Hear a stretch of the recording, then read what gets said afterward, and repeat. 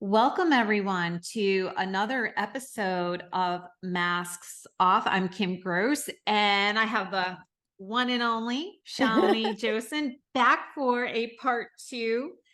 If you did not get a chance to listen to part one, I encourage you to go back and listen to that one. You can watch this one by itself, but it will make more sense if you were to watch part one and then watch part two. So, as always, I'm going to start with a quote, and the quote is, "The way we talk to our children becomes their inner voice." And that is by Peggy O'Mara. So welcome back. If you want to just take a moment to share with the listeners a little bit about yourself, again, just in case they're just picking up on this episode without listening to the one before. Hi, Kim. Thank you so much for having me back for part two, where we'll focus on like the parenting role and the parenting relationship. Yes. So I am a conscious parenting coach certified by Dr. Shafali, and I went through a couple other certifications, a short study with Gabor Mate, compassionate inquiry it's called, and also spiritual psychology with Susie Lula. So I really believe that how I really help parents like on their transformational journey is by recognizing the internal conflict in the mother and resolving it, so that, a work in progress, step by step, as it shows up, we can recognize it and become aware of it and resolve it, so that we can have a more harmonious relationship with our child. That's what we're going to talk about today. Yes. That's part two, is on this internal conflict that resides in most of us mothers. Absolutely. And so to just go along with that, I'll just jump right in and share what I shared with you last week about an internal conflict that I had with my daughter and her tennis match. And this does play off of what we were talking about in part one, having that inner conflict, that judger, that one that is wanting to be pushed out, where we cut off from parts of ourselves. And it's this back and forth stuff. So I shared in the last episode my health issue, my health scare. And a few days after that was my daughter's tennis match at college. It was senior night. And she really wanted me to come, and I really wanted to go as well. It's her last semester in college. She's playing for her last season, and it's senior night. So I really wanted to be there for her. However, it was only just a few days after spending an entire day in the ER. I still wasn't 100%. My heart rate was still funky and irregular. And I had to drive 3 hours to Boston and then stay overnight and then drive back. So I had this conflict going on inside of me I even felt a little bit of her energy when I noticed that I said to her, I still wasn't feeling 100%, and I wasn't 100% sure yet if I was actually coming. And I could hear and I could feel her disappointment and her upsetness, which is natural and normal for her to feel disappointed and for her to feel upset. But what I was doing was I was putting so much internal pressure on myself to make myself go to this match, to force myself to go, even if it was the worst thing for me to do, because I didn't want her to be upset with me. I didn't want her to be angry with me. I didn't want to feel rejected from her. And so you and I talk, that's what underpins the people pleaser. Yeah. So there's the situation. I'll just lay that out there for a moment. And then if you want to just add on a little bit more about and talk about this internal conflict that mothers have just from being a mom anyway, and then sprinkle on people pleasing. It's a freaking nightmare. Shalini, speak to us. It's such a nightmare sometimes.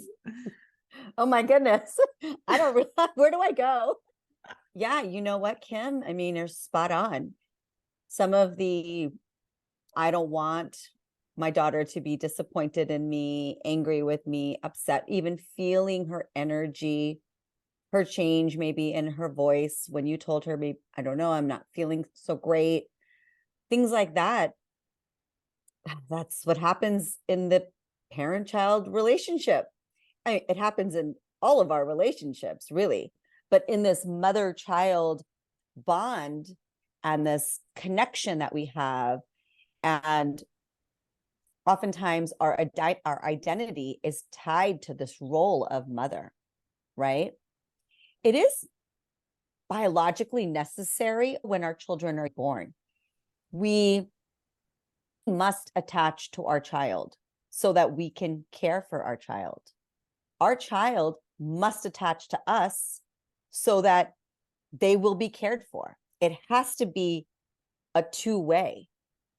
So it is necessary for survival. It is actually one of the survival needs, as Dr. Gabor Mate talks about a lot, is attachment.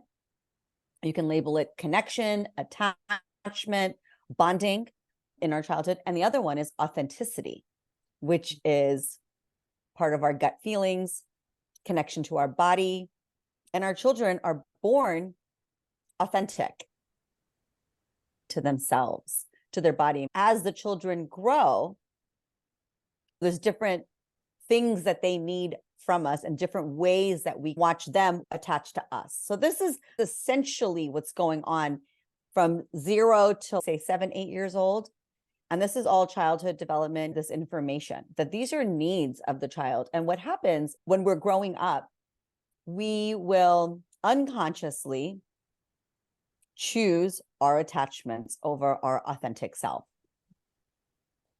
And again, children do this for many reasons. That's not really the topic of this podcast right here. Why are they doing it? But that's what they will do. And you could just continue with saying it's survival. They need it for food. They need it for cleanliness. They need it for money. They need it for a roof over their head. But there's something that goes beyond that, which is what we can talk about now, is the emotional part, are the deeper layers. That is actually the hardest part for parents. There was something missing in the childhood. No fault of the parent. There's no blame here. It's just a natural occurrence. So what we wanted to talk about was in that tennis match is you as the mother are going to have your own wounding that came from your own childhood and your own attachment needs, which again, you needed those with your daughter when she was born. But we can choose attachment over authenticity to ourselves, which will lead us to what we were kind of talking about before. We will self-abandon. We may not listen to our body. We may not listen to what we may need. We may not speak what we need because we are so unconsciously fearful of our child getting upset with us, feeling rejected, disappointment. Now, just want to preface this, it doesn't really matter if you go or don't go to the tennis match. What we want to really go into is what was happening inside of you. Choosing to say, I should go. The focus is really the inside of you, what was going on. How much are we going to self-abandon? How much is our people-pleasing tendencies going to show up because we are not recognizing that I'm so scared of my child's reaction, right? Yeah. And can this break attachment? Can this break connection? I'll just interject there for a moment because Yeah. I just want to really tune in and hone in on, for me, I know I can feel how deeply ingrained this is as a pattern because I can remember being a little girl and I remember like the first time that I could feel and sense my mother's disapproval in me, disappointment in me for just being me, like just saying something that was in contradiction to something she thought or something she believed. I was just being authentic, as you said, and she disapproved or she was disappointed and got mad. And sometimes she would even walk away and then withdraw and withhold her love. So this is how ingrained that is. And not only that, but generationally speaking, I watched my mom put others ahead of herself all the time. Yeah. Even when my kids were little, and I could tell when she wasn't feeling well, and I asked her to come and watch the kids or to come over and help out, she would do that because she wanted to be attached. She was putting attachment over her own need, which was to stay home and take care of herself and rest because she wasn't feeling well. So I watched it, and it's so true, that cliche of your kids are always watching you. Yes. Right. So what I think is really important for us to tap into to help the listeners to really understand and see that their kids are always watching. And then to notice if your child is self-abandoning, to stay attached to his or her friend group. That's going to happen, right? It's, you just said it's normal, it's natural, it's biological, but we want to become aware if we can, and we want to intervene and have conversations with our kids so that they can start to see it differently, because otherwise it will become a pathology. And I have to work a shit ton on myself to unhook from that pattern, as we just saw with the tennis match only a week ago. You know, you said it so beautifully because you have so much awareness that you remember, you feel it in your body, what your experience was with your mother when you were a child. For somebody who doesn't know this, that takes real intentional and consistent work to do that. And also to have compassion for yourself when you self-abandon. That's why I said it doesn't matter if you went or not. That's not what we're talking about. But to have self-compassion when the people-pleasing tendency or the people-pleasing behavior does show up, right? It's just that as the child is aging and growing and becoming a young adult, we might have to make choices in our best interest that can shake up our kids' world a little bit. And when we do that, we are essentially breaking a cycle. Now, you in this particular situation, you could have had this conversation with your daughter. Wow, I can see that I'm moving towards that direction. I want to be there, but I have this part in me that is realizing that I should be home. And this has nothing to do with you. This is me. Because you have a young adult, this conversation is the way, without teaching her anything, you're showing her. It might provide her insight in her own life when she wants to or is about to unconsciously self-abandon, not choose herself and choose her friend or choose a boyfriend or choose something outside of herself. And not saying in a selfish way, but when we choose ourselves, it's always in the best interest of everyone around us. Why? Because I will not resent anybody. This resentment that could start to happen could lead to passive aggressive behavior, could lead to thoughts about somebody that the other person doesn't have any clue that I'm thinking, that I could just be going deeper down a rabbit hole of helplessness and powerlessness. So when we choose ourselves, and if we express it in a way, we are always doing the best for everybody around us. We are being truthful, we are being kind, and we attract the people in our life that will also do the same. And we will respect and honor and acknowledge that when somebody chooses what's right for them, like what a beautiful, honest, this generational pattern you just showed us with you and your mom as a child, deeply remembering it And also then seeing, even when you had kids, how your mom continued to do that. So naturally, it just kind of is in your subconscious. And then we live inauthentically. We have inauthentic relationships, disconnected from ourselves, always trying to please another. It was adaptive for you, right? In Yes. your Hmm. childhood, it helped you.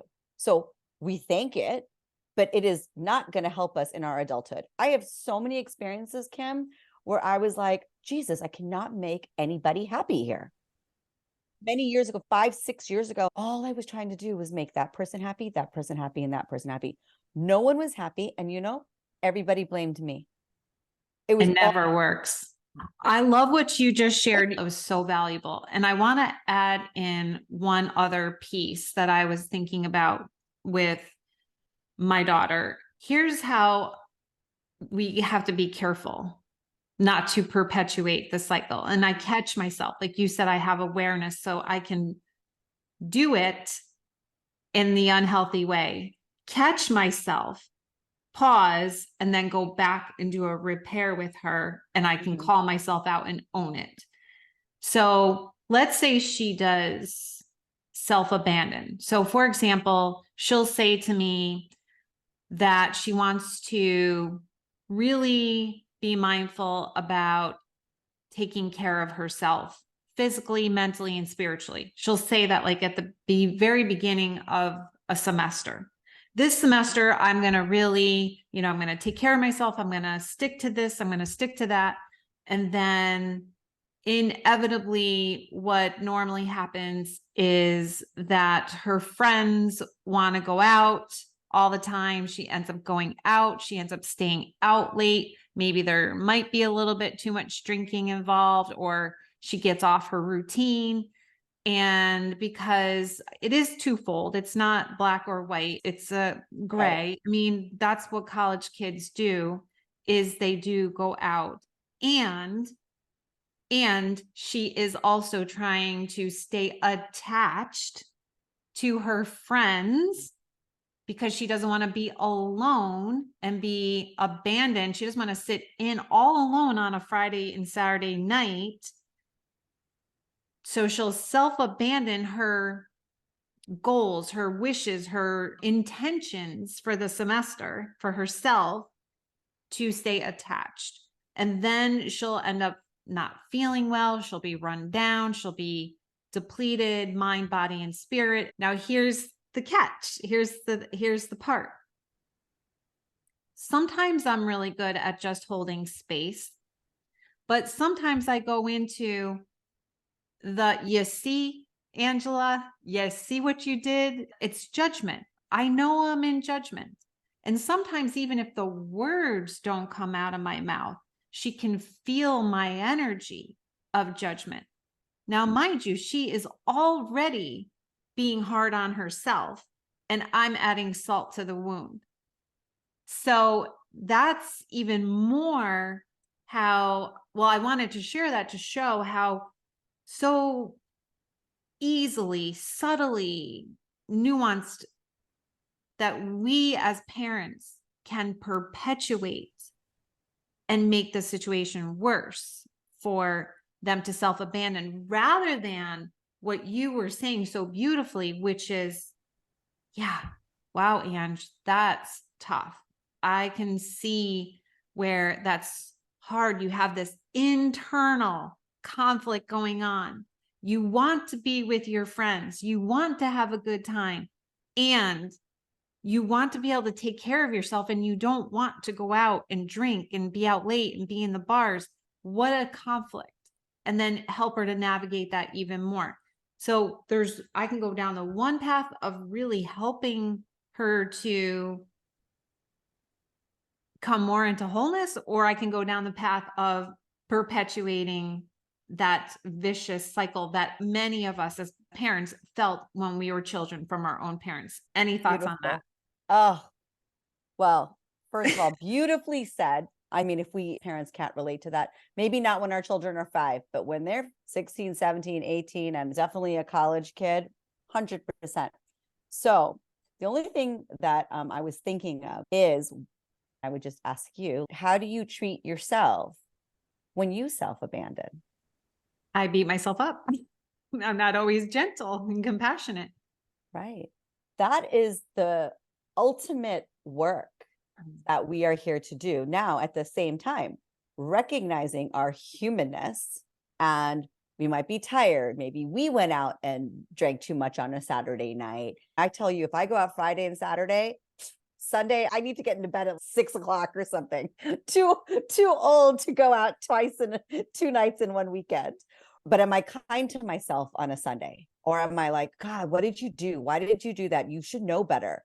This is really one of my offerings to your listeners. If we can teach ourselves and guide ourselves through self-compassion, it'll be innate in us to offer that to our children. If you start to make that a pattern in your life, to recognize your humanness, to be mindful of your own self-judgment, to be intentional to have compassion versus judgment. When you start to make that the new replacement, as you let go of judgment, you're going to replace it with something. You're going to replace it with compassion. Now, your new pattern that you're forming, your neural pathways are changing. The new one that you're going to pass down to your daughter is compassion. Yeah. Because it's not even going to be something that we have to try to do. Now, that being said, it definitely takes time. It takes consistency in our own self. It takes our own self-awareness. It takes our own dedication and commitment to ourself. I have some things that show up with me and my one son that lives at home still. And when I'm trying to talk to him about a pattern that I'm noticing in him, that's not the right way. And right, I use in quotes, because the way is for me to break my own pattern. When I break my own pattern, I won't engage with him in that people-pleasing way. If I notice that it's my core wound being activated, that of this fear of rejection or this fear of invalidation, that's why our people-pleasing is activated. Same thing going with your daughter. This fear of being abandoned, this fear of being rejection, this fear of not having our peers' approval. We cannot judge that childhood part of us. And then if you're judging that part of you that is feeling this fear and who's scared and doesn't want to be rejected, and then the people pleaser part of you is coming up to like not do that, and you're like, but I'm going to judge this part. No part is getting any love or compassion for you. Does that make sense? And that's exactly what we talked about in part one. Exactly. What happened in part one was because I was having this internal conflict going on because one part of myself was judging the other part, and then back and forth, it will happen to have that internal conflict just because we're human and life is messy and we have to undo these patterns for a lifetime. It's more about recognizing and then coming back around differently. Correct. So if you have that part of you that is wounded, that is showing up, that fear that maybe you're not even conscious of, but you become aware like, oh God, I think I'm going to self-abandon. You're conscious of that part. Then even if you have compassion for that part, it's like you're having compassion for the wound that's underneath that people-pleasing behavior. And see, when you do that, it's like you won't put that on your child. You will offer understanding and compassion when you see a people-pleasing tendency in your own child. How do we even know we're self-abandoning unless we actually self-abandon? And I think that's important. That's part of our own growth and our own learning. And that's how we evolve. We do it. It sucks. We complain. That's how we grow. You're never really going to learn unless you actually do it. Sometimes we have to do things and hopefully it's not life altering, right? But sometimes we have to do things and then we feel and see the natural consequences, which is a very, very big part of conscious parenting and consciousness, whether it's living or parenting, doesn't matter, is that there's natural consequences that will occur. You don't have to do anything. You'll wake up tired, right? You'll wake up feeling bloated. You'll wake up feeling sick. And there's your consequence. To learn that I self-abandoned, I didn't do what I was going to say, I crossed my own boundary, and boom, you can make a different choice with compassion next time. Yeah, I 100% love that. And what I hear and what we talk about over and over and over again on all of these podcasts and other places as well is that there's a couple things. It's about doing inner work. Oh, that's 100%. Self-compassion comes up over and over and over again. It's the glue. It's the glue. It is such a process that you have to repeat over and over and over again. doesn't mean that you don't evolve, doesn't mean that you won't grow. Yeah. It means that, and we talked about this in the last episode, that it's another layer of that onion gets peeled back, and another layer and another layer. And I find from my own life that I just get deeper and deeper to the core. Yeah. And you said last time, you said, and you can rest assured that every time you get to a new level, there's going to be an even more difficult layer. And I had a guest on once that said, new level, new devil. Yeah. So Yeah, exactly. That's so it's funny. just, the universe is just really challenging us, in my opinion, to evolve even more, to grow even more. And when I can look at life from that lens, it's a broader perspective of life, and it makes all the hard stuff more tolerable, because now I'm having a bigger bird's eye view of why there's all this pain and why there's this struggle and why it keeps repeating and why the patterns are there, because I'm learning and growing. I'm not going to learn and grow in a vacuum. I have to be stretched and pushed to my edges in order to get to that next level, to meet that new devil, so to speak. And so I don't know, I think it's beautiful and I feel so excited. I love having these conversations. So thank you again for coming on for a part 2. And before we close, is there any last words of wisdom from Shalini that you want to, shifting with Shalini, that you want to share? Once you start on this process of inner work, I think, and you've kind of really like made this how you want to live and self-reflective work, is that you don't go backwards ever, because you're not going to go to zero. And it may not be exactly where you want to be, but if we can just stay with the process and not what it's supposed to look like and what the outcome is. That's why I said it doesn't matter if you went to the tennis match or not, or senior night, it doesn't matter, because that would be the end. It's going to be what happened from A, which was your internal battle, to B, which was I went or didn't went, but what was the bridge? What happened in between?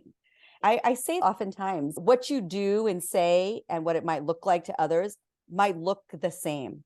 But when you have done the inner work, the way your energy around doing something is going to be different. So the internal part will shift. The outside might look the same, but why you're doing it is different. How you're doing it is different. And remember, for everything that we do, it's co-created. So there's going to be something coming back to us, and you're going to be in a different mindset and heart-centered place to respond to whatever comes next. So it's really about the process. And I would add to that is really, and it is one of the hardest things for me, is the compassion piece.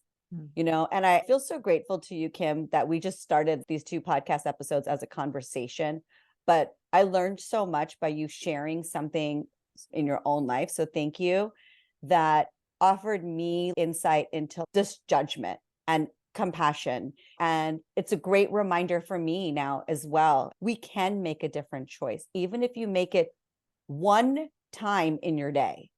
And maybe 3 days later, you'll choose compassion twice. And then maybe the following week, it'll be like one time again, but you're still doing something you didn't do before. So understanding yourself, having compassion for the various parts of yourself, whether it's your childhood wounding, whether it's people pleasing, whether it's your parent, your mothering attachment to your children, whether it's letting go and grieving as we let go of these attachments for the betterment of our living a more authentic life, whatever it is, just having compassion and understanding for yourself that we are here on a journey to live our best life, and as our children are. And just like we had to learn and we had to go through our own challenges and our own pains and learn from them, our children do too. So the greatest gift we can give them is healing ourselves so that we can really, really support them and have that safe container for them to share with us. I love that. What a beautiful place to end. So Yeah. tell the listeners one more time where they can find you. Yeah, absolutely. Social media is a great place. Shalini Josen on Facebook, Shifting with Shalini on Instagram. And I have a website, shiftingwithshalini.com. You could always contact me there. I'm always on social, posting things, sharing things, writing things. Love to share some of my personal experiences, some reflections that I have, maybe in my own observations or something I might be going through, or things that my clients might be having, and really just proudly watching them go from A to B and really shifting their focus from disconnection to themselves to really connecting to themselves so that they can connect with their children. Yeah. Well, thank you so much for coming on for another episode and sharing your wisdom and your insight. I just really did enjoy this conversation. So thank you again so Welcome. much. You're welcome. I enjoyed it too. Thanks. Thank you, everybody, for tuning in to another episode of Masks Off. I'm Kim Gross, and this was Shalini Josen, and I will see you next week.